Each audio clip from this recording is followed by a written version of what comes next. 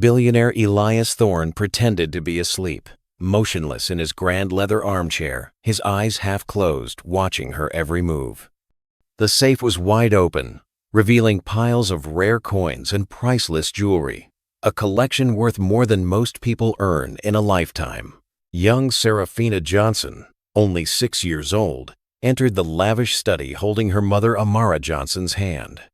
The two had arrived for their cleaning shift at Elias's high-tech mansion, a routine for the past 2 years.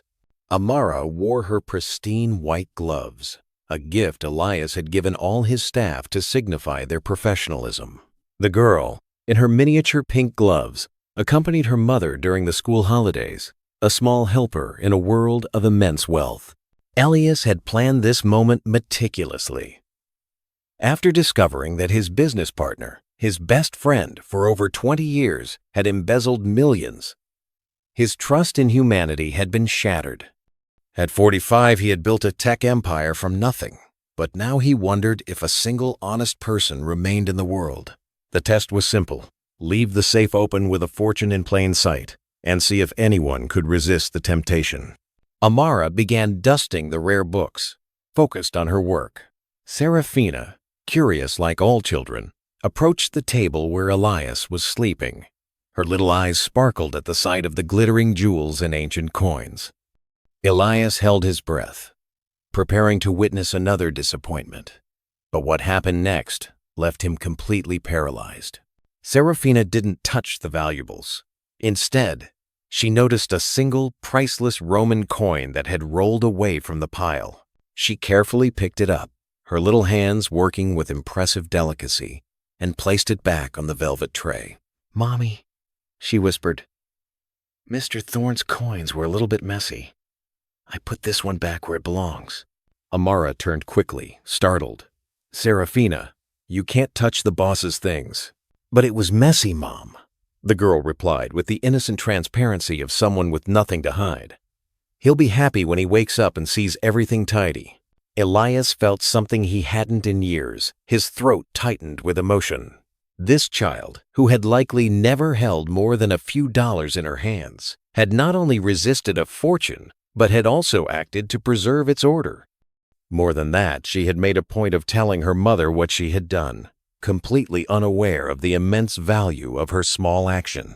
What Elias didn't know was that this simple gesture of honesty from a 6-year-old was about to set off a series of events that would not only change his own life, but reveal truths about prejudice, kindness, and the true value of people that he could never have imagined. In the weeks that followed, Elias continued to observe Amara and Seraphina discreetly. He discovered that Amara worked double shifts, cleaning at his mansion at night and at a private law firm in the morning. Seraphina always accompanied her, quietly doing her homework or playing while her mother worked.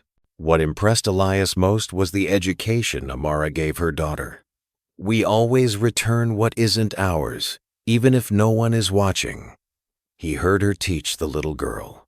"Our honesty is worth more than any money in the world." Amara had grown up in an orphanage after losing her parents at a young age. She had struggled to graduate from high school while working, but could never afford college. At 22, she became pregnant with Seraphina, and the father, a rich man from her home country, disappeared. Since then, she had been supporting her daughter alone, refusing any kind of charity she didn't earn. Elias began secretly increasing Amara's salary, instructing his CFO, Liam, to justify it as a category adjustment. But his good deed did not go unnoticed by the wrong eyes. Eleanor Vance, the head of operations and a 50-year-old white woman from an old money family, noticed the financial movement. "Elias, why are we wasting extra money on cleaning staff, especially on that particular employee?" Eleanor asked dismissively during a meeting. "I'm told she's a black woman. You know how those people are. Give 'em an inch and they'll take the whole mansion." Elias felt anger rising, but he kept his composure. Eleanor was the daughter of one of the company's founders and held significant shares. Her prejudiced opinions had always been tolerated by the board because of her financial influence. "Besides," Eleanor continued, "she brings that child here. That's inappropriate. What kind of mother exposes a child to a corporate environment? Clearly, she doesn't have a proper family structure. She's probably a single mom. That evening, Elias witnessed something that made him furious. Eleanor had stayed late at work and ran into Amara in the hallway. "Listen carefully," she said threateningly. "I know you're getting more money than you deserve. I don't know what kind of favors you're doing, but it's going to stop." Amara turned pale. "Ma'am, I don't understand." "Of course, you don't understand," Eleanor sneered. "People like you never do. You just take what you're given and get that child out of here. This isn't a daycare center." Seraphina hid behind her mother, frightened by the aggressive tone. Amara hugged her daughter protectively. "Ma'am, I'm just doing my job." "Your job is to clean and be invisible. Nothing else." Elias watched everything from his office, feeling a purifying rage. Eleanor had crossed a line that could not be uncrossed. Not only had she insulted Amara, but she had frightened an innocent child whose only crime was accompanying her mother to work. That night, Elias made a decision. It was no longer enough to stand by and watch. Eleanor Vance had revealed her true nature, and Elias had the resources to do something about it. What Eleanor didn't know was that Elias had recorded the entire conversation. The security system that Eleanor herself had approved to monitor employees now recorded her own poisonous words. But Elias wanted more than just a recording. He wanted Eleanor to hang herself with her own words publicly, in such a humiliating way that she would never be able to show her face in business circles again. The plan that began to form in his mind was ambitious, not only to protect Amara and Seraphina, but to use Eleanor's arrogance against her. The next morning, Elias made a call Eleanor could never have imagined. "Marcus, I need your services again," he said to his private investigator. "The kind that involves institutional racism and abuse of power." "That heiress?" Marcus laughed. "That'll be easier than stealing candy from a baby. People like her always leave a paper trail and a digital one." Meanwhile, Eleanor intensified her psychological terror campaign against Amara. She showed up at the HR department with a list of fabricated violations. "This employee has been arriving late on a regular basis," she lied to the HR director, Julian. Julian, a competent and fair-minded man, knew something was wrong. "Records can be altered," Eleanor said arrogantly. "I'm the head of operations. My word should be enough."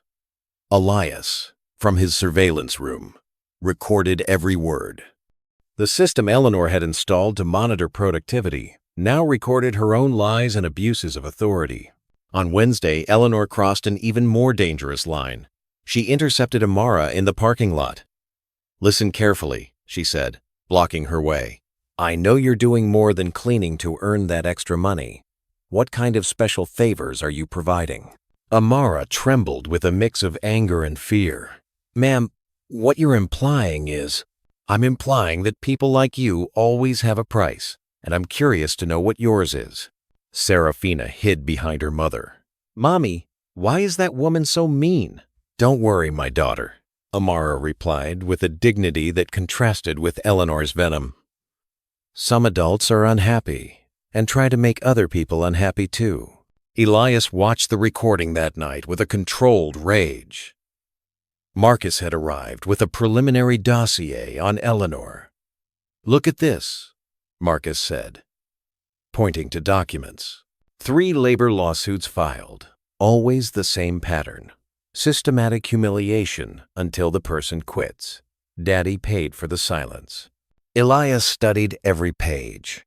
Eleanor wasn't just prejudiced. She was a serial predator who used her position and money to torture vulnerable people. "Marcus, I want everything on her. Phone calls, emails, social media, everything." "Are you planning something big?" Marcus asked. "I'm planning justice." The next day, Elias implemented phase 2 of his plan.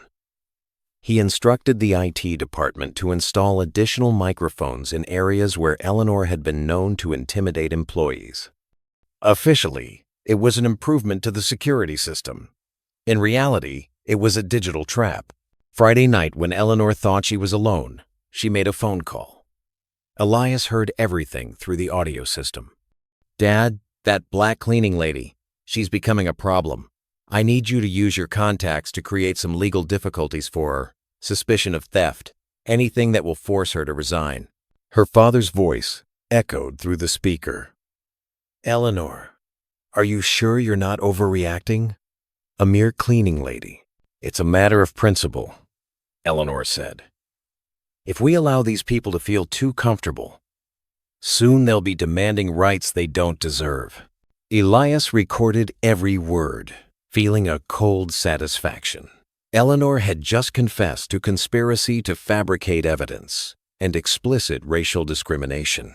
Marcus arrived at Elias's office on Monday morning with a briefcase full of evidence. "Elias, you won't believe what I found. Eleanor has posts on private social media that are true supremacist manifestos, conversations in closed groups where she and other executives make racist jokes about employees." "Wait, there's more," Marcus added. "She's planning something against Amara for this week. I intercepted messages from her, organizing a staged theft." Elias felt the blood drain from his face. "What do you mean?" "She's going to plant something expensive in Amara's cleaning supplies and then discover it publicly. She'll call the police, make a scene, and humiliate her in front of everyone." At that moment, Elias realized that Eleanor had completely underestimated who she was dealing with. "Perfect," Elias said, a smile that didn't reach his eyes. "Let her try. The further she goes, the harder she'll fall." The following Tuesday, Eleanor executed her plan with the arrogant confidence of someone who had never faced real consequences. At 8:00 that evening, she planted a $15,000 diamond necklace in Amara's cleaning cart. "Perfect," Eleanor muttered, watching from her office cameras. "I'll give her 15 minutes to start work. Then I'll catch her red-handed." What Eleanor didn't know was that Elias was upstairs watching her every move on high-resolution monitors. Marcus was strategically positioned in the parking lot with a van full of recording equipment. 3 investigative journalists, discreetly contacted by Elias, waited outside the building. At 8:20, Eleanor descended to the office where Amara was cleaning while Seraphina did her homework. She brought 2 security guards with her and pretended to be conducting a routine inspection. "Mrs. Amara Johnson," Eleanor said with false courtesy, "I need to check your cleaning supplies. We've had reports of missing items." "I've never seen this necklace in my life," Amara said, turning pale. "Of course not," Eleanor said with poisonous sarcasm. "It just appeared on your cart, didn't it?" Just as one of the security guards picked up his phone to call the police, Elias appeared at the office door with Marcus and the 3 journalists. "Eleanor," Elias said with a calmness that made her blood run cold, "I think you should hang up that phone." "Elias, I'm glad you're here. We caught your employees stealing your necklace." Elias laughed, a cold sound that echoed through the silent office. "My necklace, Eleanor? I only wear digital devices. I've never owned a single diamond. We just recorded you buying that from a pawn shop this morning. Marcus, show her the footage." Marcus approached with a tablet showing high-definition footage of Eleanor planting the necklace in the cart 40 minutes earlier. "Angle 1, he said. "Angle 2. Angle 3. We even have your face clearly visible when you check to make sure no one is watching." Eleanor tried to speak, but Elias interrupted her. "Oh, but there's so much more. Marcus, show her the scrapbook we put together." Marcus opened a digital file and began projecting its contents onto a portable screen. First came screenshots of Eleanor's racist posts. "Need to keep these monkeys in their place," Marcus read aloud. "That's yours, isn't it, Eleanor?" Amara gasped, covering her mouth with her hands. "Where did you get this?" Eleanor stammered, sweat beading on her forehead. The security system you approved yourself, remember? Including that call to your conspiracy-mongering father to fabricate evidence against an innocent employee. It is no any tanger, one of the journalists identified herself. Mrs. Vance, would you like to comment on this evidence of systematic racial discrimination and conspiracy? Eleanor finally understood. You can't use that. I have rights. Of course you do, Elias said calmly. You have the right to remain silent, because anything you say will be used against you. Not just by the police, who are already on their way, but also by the press, the company board, and Amara's lawyers. Marcus continued the presentation. We also have records of your 15 years of systematic discrimination in previous jobs, 3 lawsuits hushed up by Daddy, 8 minority employees you harassed until they quit. And best of all, Elias interrupted, we have recordings of you on cameras you didn't even know existed, including your threats to Amara and your disgusting sexual advances. The second reporter stepped forward. Mrs. Vance, how do you respond to the accusations that you used your position to persecute minority employees? Eleanor tried to run, but Marcus blocked the exit. Your bank account was frozen an hour ago. Your family has already been notified, and the company board has called an emergency meeting for tomorrow to discuss your dismissal for cause and possible legal action. The police arrived at that moment, but it wasn't Amara who was arrested. Eleanor Vance, said Detective Harris, you are under arrest for conspiracy to fabricate evidence, harassment, racial discrimination, and attempted defamation. As they handcuffed Eleanor, she looked at Amara with a hatred that finally revealed her true nature. This won't stand. My family has influence. Marcus corrected her again.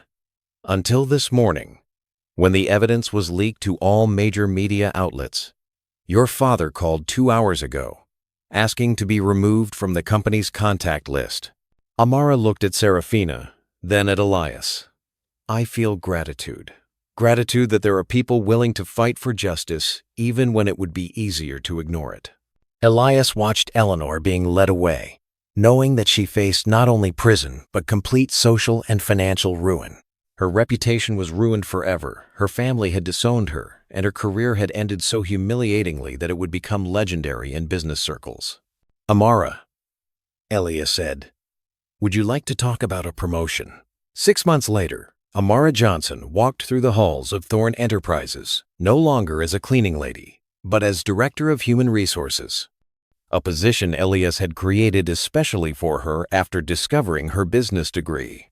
Her first decision was to implement a scholarship program for employees' children, a program of which Seraphina would be the first beneficiary. Daddy, can I show Mr. Thorne my new drawing? Asked Seraphina, now 7, running through the office that had become her second home. She attended the best private school in town and already spoke fluently about wanting to be a lawyer to help people like Elias help them. Elias smiled, observing the complete transformation of their lives. His company had won awards for inclusion and diversity, becoming a national benchmark for hiring Black people in executive positions. The Fair Chance program, created in honor of Amara's case, had already benefited more than 200 families. Meanwhile, Eleanor Vance was living a completely different reality. After serving 18 months in prison, she was released to find that her reputation was completely destroyed. No reputable company would hire her. The woman who was once head of operations at a major corporation now worked as a used car salesperson, earning less in a year than Amara did in 3 months. Her racist posts continued to circulate on the internet, haunting her like digital ghosts. Dad, Elias, Seraphina said during dinner at the new house Elias had bought for them. The teacher asked us to write about our heroes. Can I write about you? Elias felt tears well up in his eyes. Seraphina, the real hero of this story is your mother, who taught you that honesty is worth more than any amount of money. Amara took Elias's hand. No, the hero is the one who had the courage to fight when it would have been easier to ignore it. The following week, Elias received an unexpected call. Mr. Thorne? This is CNN reporter Julian Vance. I'd like to do a story on how your company became a model of inclusion after the Eleanor Vance case. The story aired during prime time, showing Seraphina playing in the office where it all began, Amara working in her new role, and Elias explaining how a 6-year-old had changed his view of justice and humanity. Eleanor watched the report from her one-bedroom apartment, drinking alone as she saw her old life thriving without her. She tried to call former colleagues, but they had all blocked her number. She tried to create new social media profiles, but her racist posts kept resurfacing, preventing any attempt to rebuild her image. 3 years later, on Seraphina's 10th birthday, Elias made a special announcement. Seraphina and Amara, you have changed my life in ways I can never fully repay. That is why I have created the Seraphina Johnson Educational Fund, which will provide college scholarships to talented young Black people for the next 50 years. Seraphina ran to hug him. Thank you for believing in us when no one else did. That same day, Eleanor was trying to get a job at a gas station but was rejected after the manager Googled her name and found the famous article about racial discrimination. Her fall had been so complete and public that it became a case study in business schools about how prejudice and arrogance can destroy entire careers. Elias realized that true justice was never about destroying Eleanor. It was about building something bigger than she could ever imagine. He turned an ordinary company into a symbol of social justice, created opportunities for hundreds of people, and proved that integrity leads to genuine prosperity. The honesty of a 6-year-old taught me that the best response to hatred is love and action, Elias said during a speech at Harvard University. Eleanor tried to bring us down, but she ended up lifting us to heights we never dreamed we could reach. Today, Seraphina is attending a prep school bound for Harvard. Amara has an MBA and is nationally recognized for her innovations in human resources. And Elias has been honored by the government for his contributions to racial equality in the corporate environment. Eleanor, she still lives alone, working odd jobs, remembered only as an example of what happens when someone underestimates the power of human decency, combined with the determination to do what is right. True justice was not her imprisonment or her financial ruin. It was proving that kindness, when protected by strength, builds legacies that inspire generations.